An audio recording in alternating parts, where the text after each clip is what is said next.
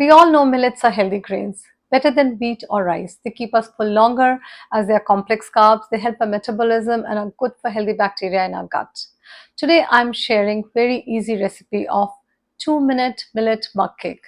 Take 5 tablespoons any millet flour as per season, jowar or ragi in summer, bajra in winter, 3 tablespoons jaggery or coconut sugar, 1 tablespoon cocoa powder, 1/4 teaspoon baking soda, 1/4 cup of milk, half a teaspoon vanilla essence, 2 tablespoons any cold pressed oil, coconut or olive. Mix all in a mug. Can allow children to make it themselves. Microwave for 2 minutes. Cool for 30 seconds, can top it off with melted chocolate and enjoy instant healthy dessert. Free from unhealthy fats, maida, colored icings, not loaded with sugar either. It is gluten free. Can use this recipe to pack in tiffins on special days instead of junk food.